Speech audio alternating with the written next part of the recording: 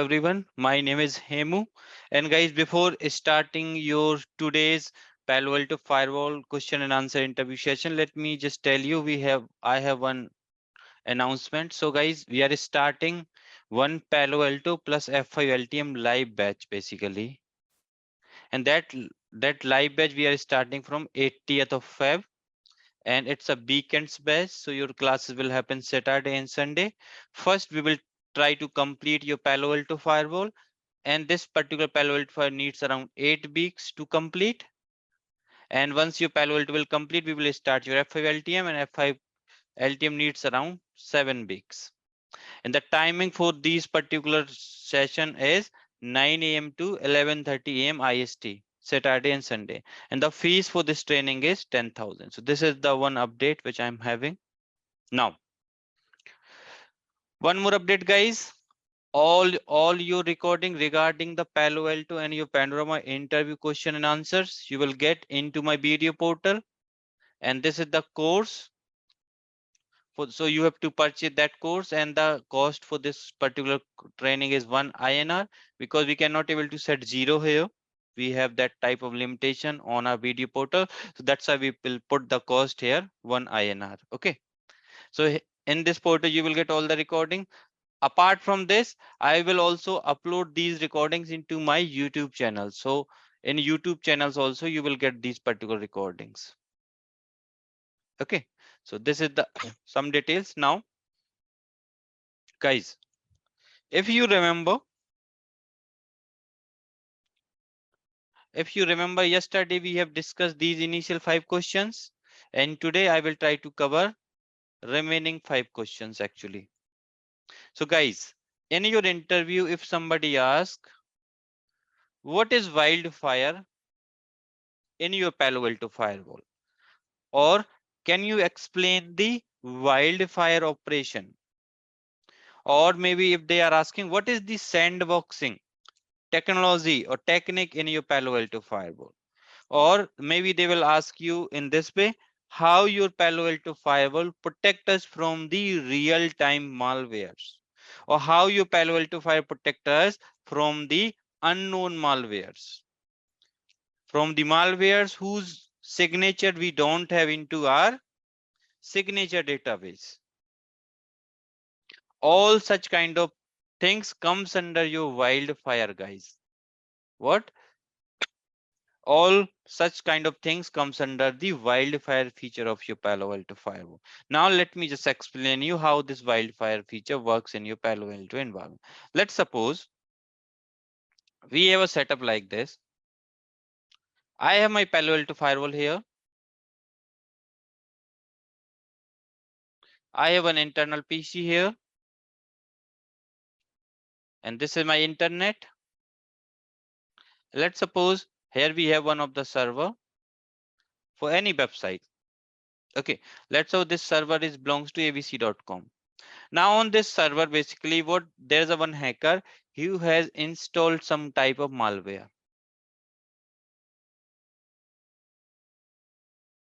That malware available inside that particular server. Now, let's suppose now on this PC, what he has done, he has just opened his browser and he has just typed https://abc.com. Means he is now trying to start communication with this particular server. Now, because it's a web server, so when he will try to access the web page of that particular abc.com, what will happen?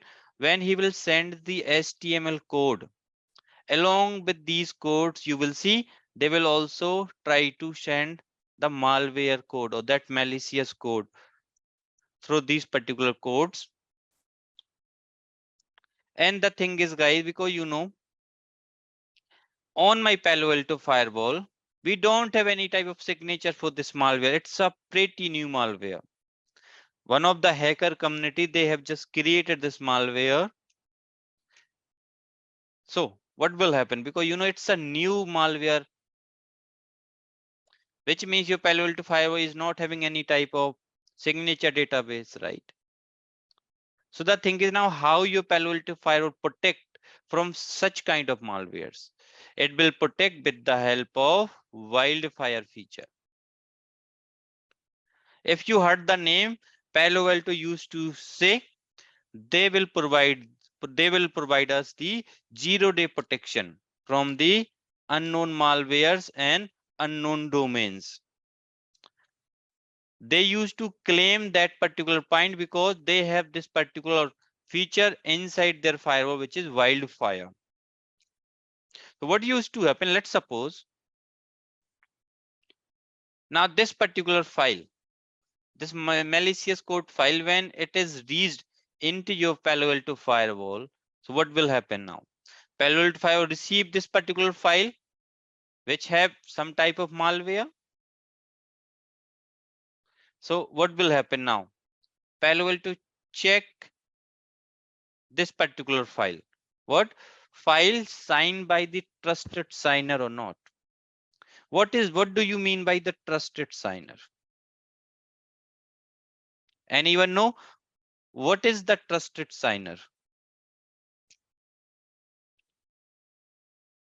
Guys, anyone know what is this trusted signer?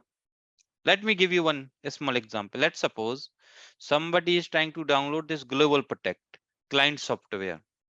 Who is the owner of this Global Protect client software?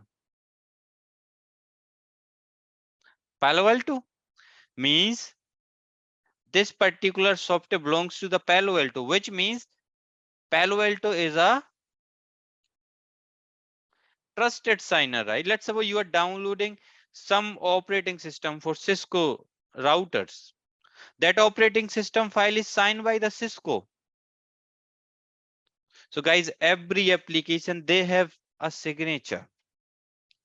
So what used to happen, this particular Palo Alto check the signature of that particular file. If it is signed by the trusted signer, what it will do, it will just allow this particular file. Let's say because this malware, it's a new malware, right? And that generally this malware is not signed by any trusted signer, right? Why Cisco will sign for this malicious file? They will not, right? Which means now this file is not signed by any trusted signer. No means now it will move here. Now what your Palo Alto will do? Now Palo Alto create the hash of that particular file, means it will try to create the MD5 hash. With the help of MD5 hashing algorithm, it will create the hash on that file. And after that, now it will check that particular hash inside the Wildfire database. Your Palo Alto Firewall has a Wildfire signature database, and it will check that particular received hash with the Wildfire database. If hash for this particular file is available inside your Wildfire database, what will happen? Generally, guys, every file inside the Wildfire database has some type of verdict. Palo Alto used to categorize the files into 4 verdicts. So let's suppose verdict of the file is benign, means benign is a clean file. Benign is a clean file. So for such kind of files, my Palo Alto file will allow. If the verdict of the file is grayware, means grayware is also a clean file, but the behavior looks like a malware. But even though it's a clean file, it's not a malicious file, but the behavior of that file looks like a malware. That type of file is also allowed by the Palo Alto Firewall. Now, let's suppose the file verdict is malware. In that case, Palo Alto Firewall right away block that particular file. Or Palo Alto Firewall right away block the access of that particular file here. That it will basically put that particular session into the discard state. Previously session was on active state, and that session right away go into the discard state due to the due to the thread, because this malware comes under the threads, right? And let's suppose, and instead of this malware, let's say we are accessing some type of domain, some type of phishing domain, right? If it's a domain, then they will check this domain belongs to the phishing or not.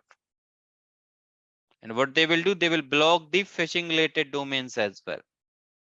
But guys, because as I have mentioned, it's a new malware, which means we don't have any type of hash in the Wildfire database, right? What now it will move towards the next check inside your Palo Alto Fire. Now Palo Alto Fire try to check what is the size of the file, because you know, Fire my Palo Alto will check the size of the file. If the file size comes under the configured limit, every file type has some type of limits, guys, and where you will able to find these limits, if you will go into your Palo Alto Firewall here, into device tab, into your Wildfire, just wait here, just loading.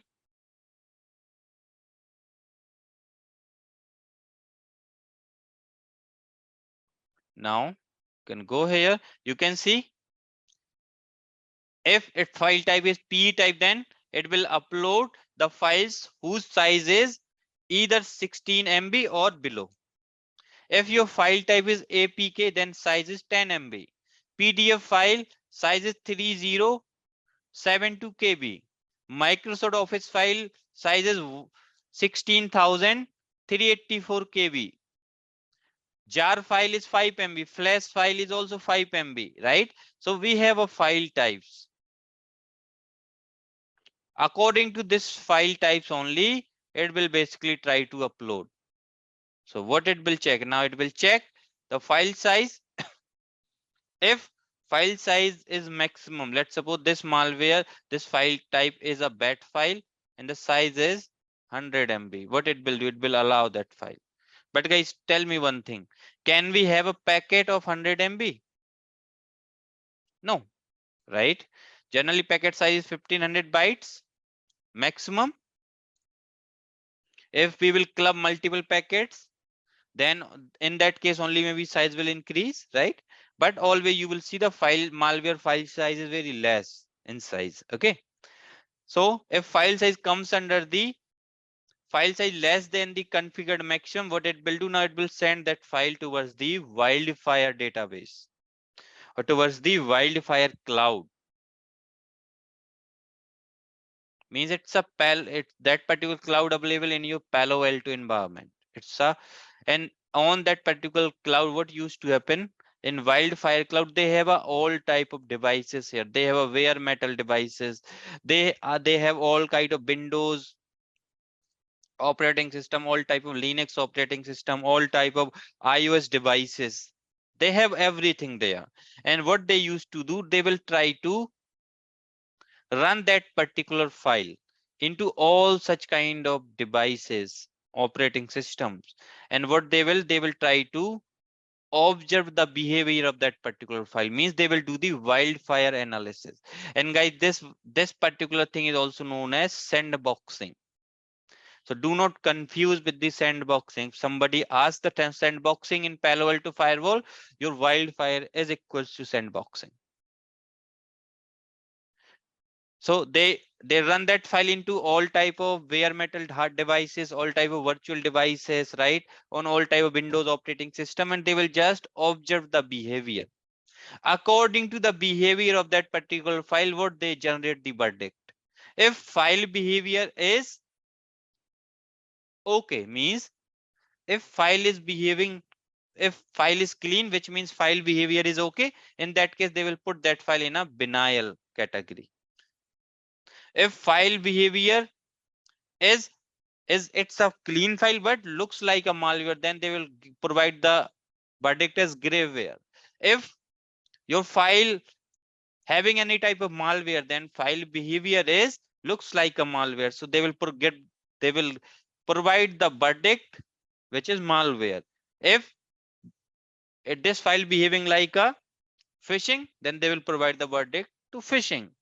And what they will do, they will right away inform the firewall regarding the verdict of that particular file. Let's suppose a verdict is phishing or malware. What will happen? Your Palo Alto firewall stop processing or stop the downloading of this file here. And what it will do?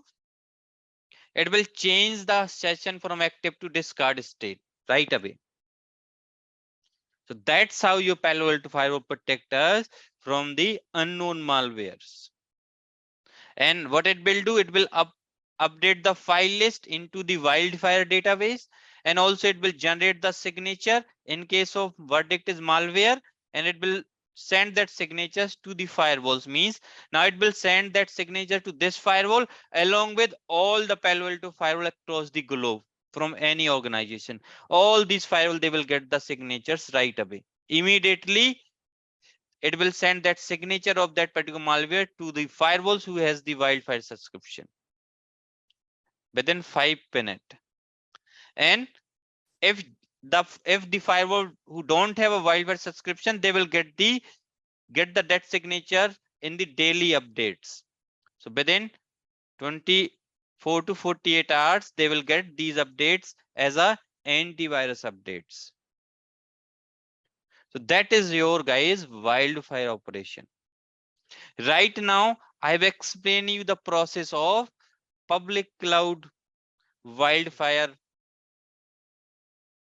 Now, sometimes what happens, guys, like defense organization, and instead of sending these files towards the Palo Alto cloud, which is a public cloud, what they used to purchase one box, which is WF500, and on that box, basically, your Palo Alto, this WF500 box will do the all type of Wildfire analysis, and this is known as private cloud.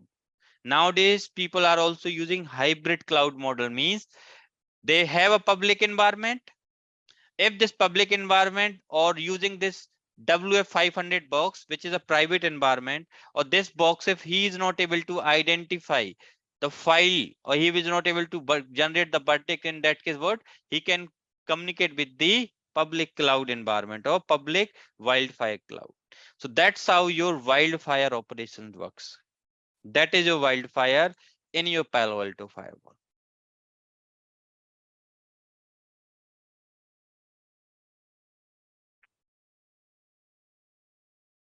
So that is, guys, all about your what is Wildfire. Explain the Wildfire operation. So this process is your Wildfire operation, this entire process.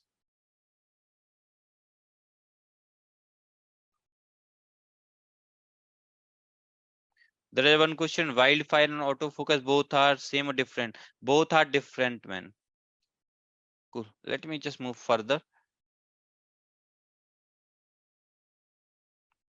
What are the modes supported by Palo Alto Firewall for management? Means, guys, let's suppose we have a Palo Alto Firewall.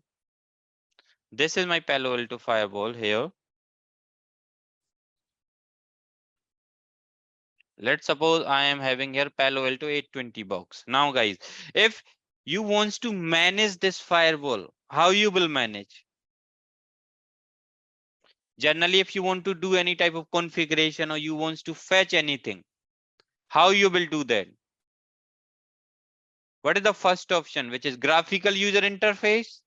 We can take the GUI of this Palo Alto firewall. The second option, we have the CLI option as well. In CLI option, we have a 3 ways. We can get the Palo Alto firewall CLI with the help of console cable.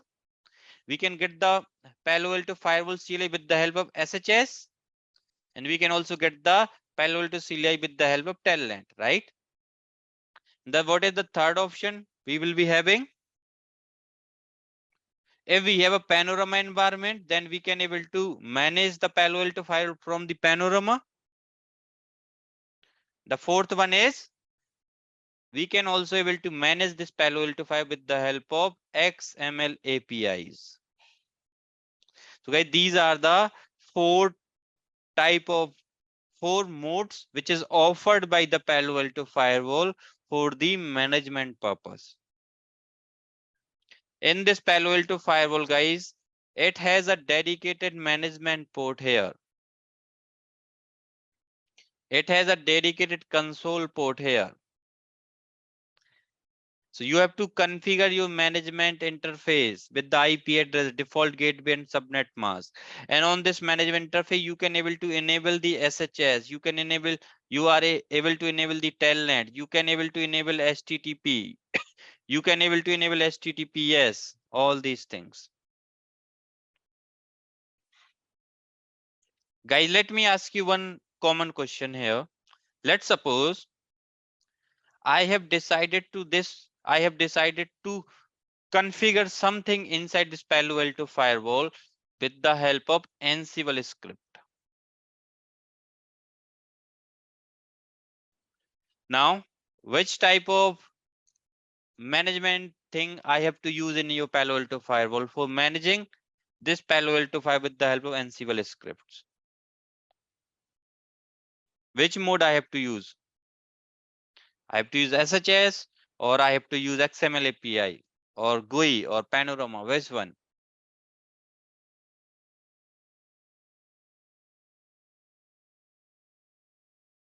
Guys, all type of automation stuff. If you are doing the automation of your Palo Alto firewall, it is possible with the help of XML APIs. So we will use here XML APIs. Okay, just remember. Generally, we always used to do the Palo Alto automation with the help of XML APIs. We can use the SHS as well, but that's not a good way. We cannot able to automate everything with the help of SHS. If you are doing the automation with the help of SHS, in that case, you have to remember the command and everything.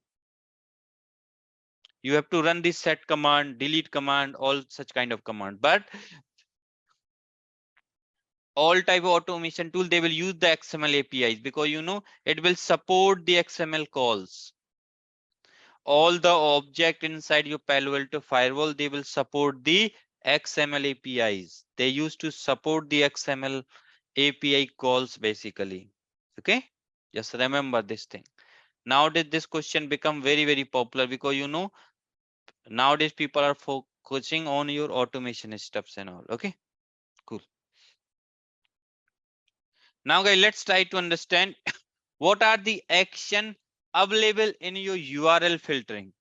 Guys, anyone remember what are the actions available in your Palo Alto firewall for URL filtering? Reply on the chat who know. URL filtering action. Let's say you want to block some URLs. What type of action you can able to set?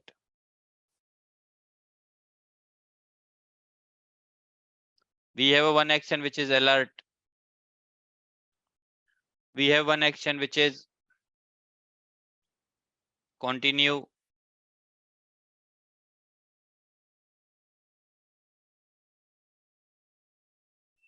We have one action which is override. We have one action which is allow. Right? So these are the generally actions we will be having in your Palo Alto firewall.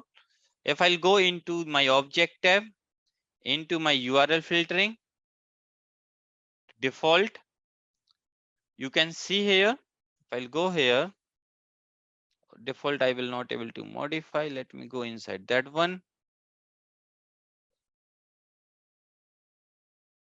Everything I just received from the Panorama.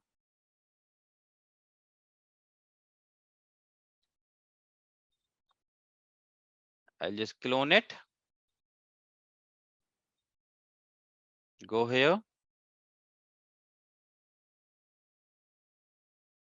Now you can see we have the action which is alert, allow, block, continue, override. So these are the 5 action which is available in your Palo Alto Firewall for the URL filtering. What is the last one, which is block? Now, Let's try to understand all these particular actions, guys. So if you remember, we have the action which is allow. What this action will do, let's suppose we have write one rule on your Palo Alto Firewall, allow the social networking. So if somebody is trying to access the facebook.com, because you know Facebook comes under the social networking category. So we will go with the action which is allow. In that case, what your Palo Alto Firewall will do, it will simply allow the access for all the social networking websites. So it will allow the access, but it will not generate. I can like not generate the log. You will not able to see any type of log into this section. If you will remember, guys, in monitor tab, we have this URL filtering. Here you will not able to get any information regarding this particular URL. See, generally otherwise we used to get all these details, URL logs, but if you will just go with the allow action, you will not able to get you will not able to see anything with regards to the logs.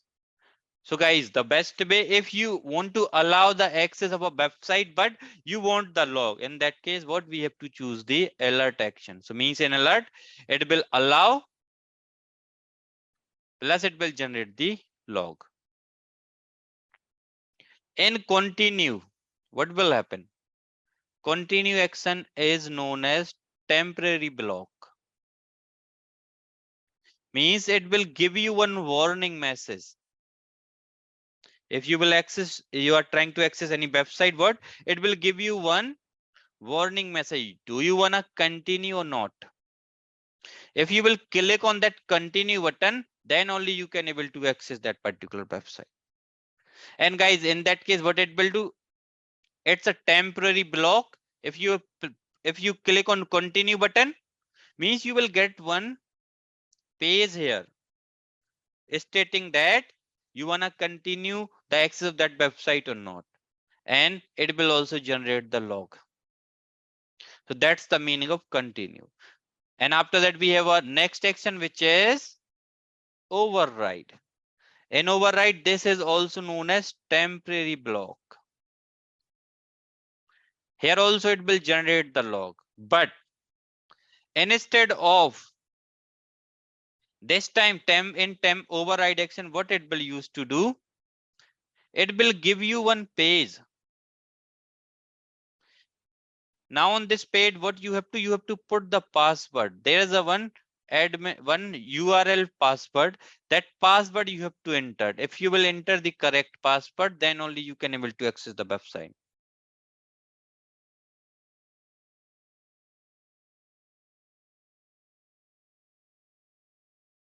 So in that case, what will happen in override? What you will get? You will get one page, one continue page, but here this time when you will only able to click on continue after putting the correct password. If you will put the wrong password, you will not able to get the access of that website. So that's the meaning of your override action. And in block means access is blocked or access is denied, plus it will generate the log. That is the meaning of your block action in URL. So guys, these are the 5 actions we will be having in URLs. Now, let me ask you one question. I have a policies. So guys, in my policy, I have written in my application based policies, I have the rule, I have the deny. I have denied the facebook.com or I have denied the Facebook application.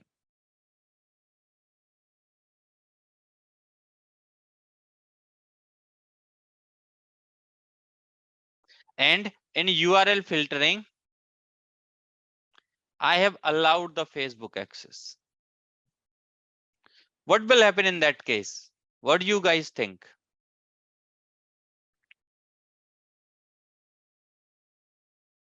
Anyone know? In URL filtering, I'm allowing the Facebook, but in application, I'm denying the Facebook. So guys, just remember one thing. If you have a deny anywhere, either in application, either in URL, so anywhere, if you have a deny for a particular URL or for anything, like for any destination as well, your Palo Alto Firewall always drop the packet, always deny the packets. Okay, it will always deny. It will not allow. Just remember one thing. Always, if let's suppose you have a one security policy rule, right, where you have put one destination which is denied, right, and like you have put the IP address of Facebook which is allowed, and you have the application where you will put the deny, then you have URL where you have allowed, then it will deny. If you have a deny statement anywhere, your traffic will be denied. Always remember. Now guys, anyone know what is URL filtering solution and how many type of URL filtering solutions supported by the Palo Alto Firewall? Guys, somebody asked what is URL filtering solution in your Palo Alto Firewall? You have to simply explain. You have to simply explain URL filtering solution in your Palo Alto Firewall is used for allowing or either denying the URL or a URI. So let's suppose if I will type https://youtube.com. This is known as URL. Let's suppose what is URI? Let's suppose I am now putting some specific YouTube videos. I am referring some specific YouTube videos like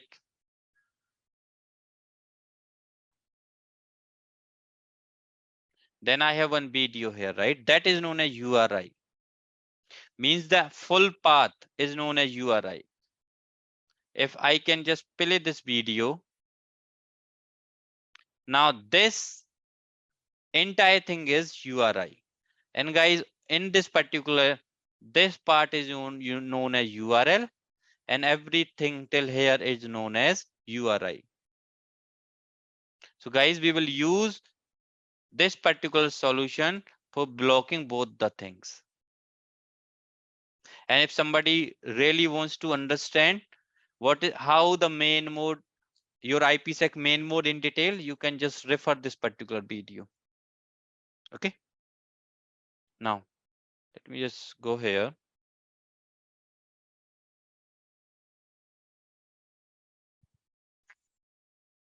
Now, let me just go here. So guys, now you got the point here.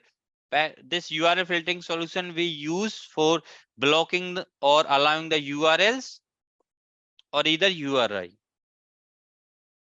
Now, guys, can anyone able to tell me what is the use case for the URI if you want to block the URI?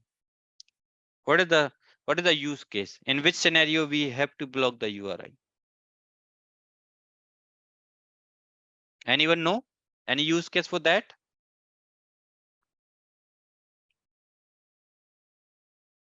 Guys, let me tell you one thing. Let's suppose in facebook.com there is a one post is available. On that post it has some illegal content and you wants to block the access of that illegal content. How you will do that? Or it will use to block the sensitive content, like some post who is promoting the terrorism, who is promoting some type of pornography related content, right? So if you want to block such kind of content, what you have to go with the URI. That is the URL filtering solution is used for blocking the URLs or URI. And guys, Palo Alto offers two types of URL filtering solution. The first solution is known as PanDB,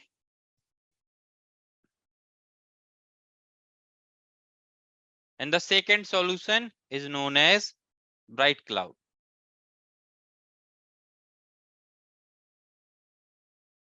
Now guys, this PanDB,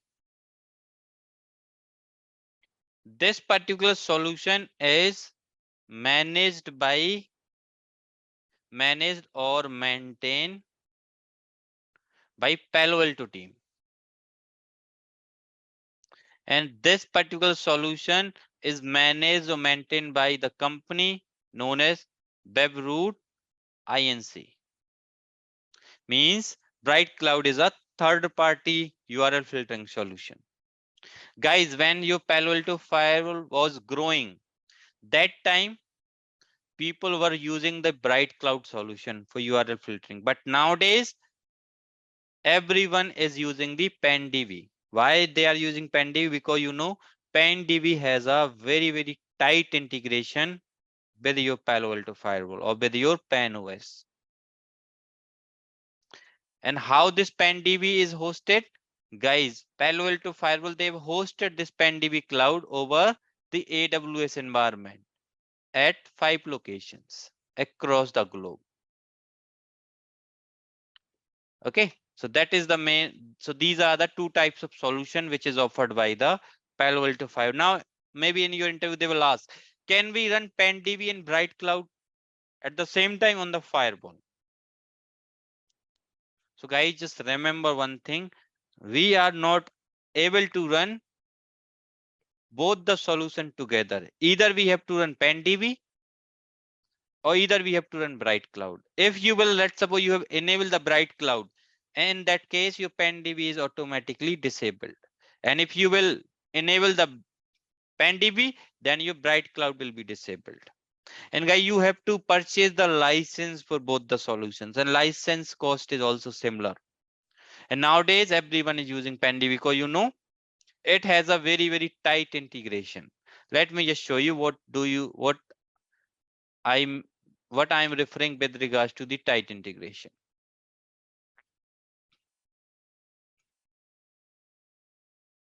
So I'm on my Palo Alto Firewall. Guys, my CLI is visible to everyone? Yes or no? In the chat, please.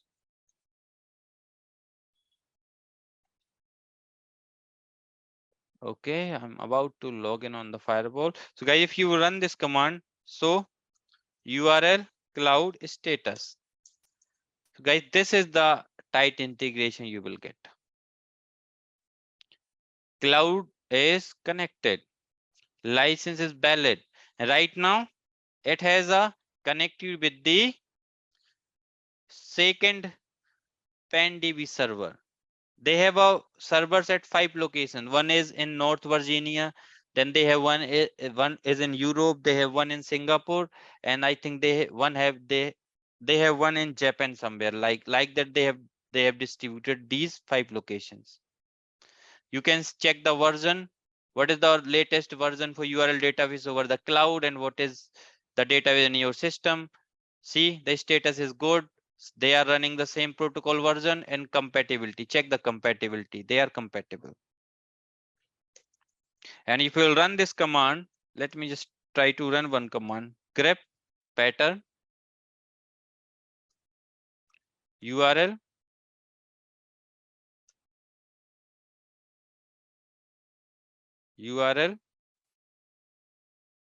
mplog. There is a one daemon dev server who used to take care of these things. And guys, you can see they have a server list.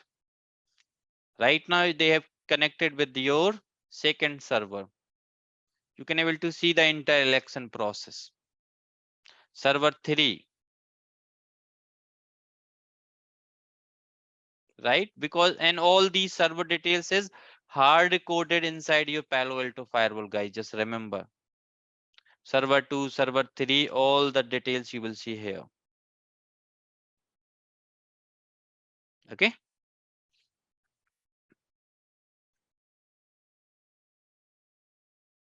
Now let me just move forward towards the next question, which is What is captive portal in your Palo Alto firewall? So guys, let's try to understand this captive portal concept. So let's suppose I have a setup like this. I have my Palo Alto firewall. I have my LAN infra. I have my WAN infra here.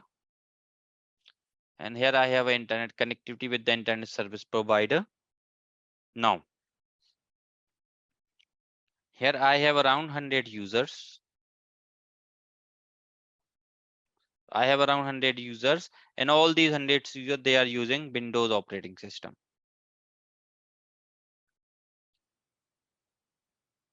Okay, and I have here one Active Directory server. And all these 100 systems, they are a part of this particular, they are a part of domain. And I'm running this particular domain services on my AD server. And guys, in this Palo Alto firewall, I am having some policies on the basis of user ID. Means I have the some policy on the basis of user ID. Means if traffic coming from, let's suppose, like user 1, I will allow. If traffic coming from user 2, I will allow. I am not using the IP address. I am using the username and group name on my security policies. So guys, for these 100 PCs, who is running this your Windows operating system, for them, because they are a part of your Active Directory, means in this Palo Alto firewall, it can able to create a user to IP mapping, right? And we can able to configure the user based policy. But let's suppose apart from them, we do have around new 10 users. These are the new 10 users.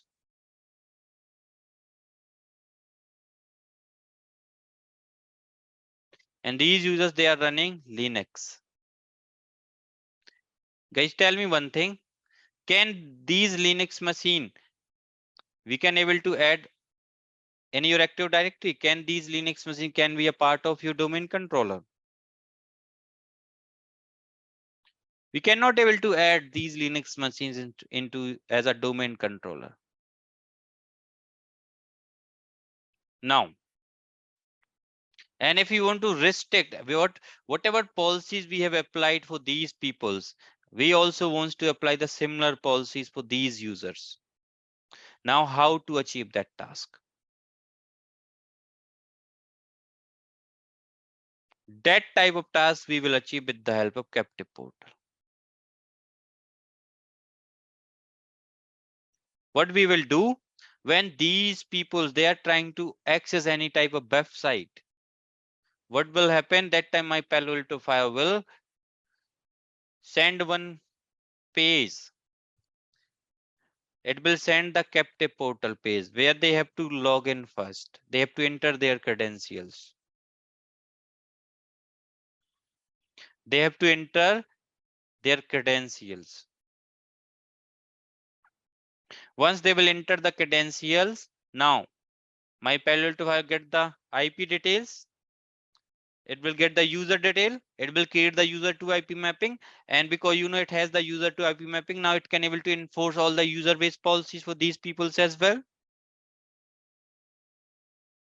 So your captive portal is a solution which we generally use to enforce the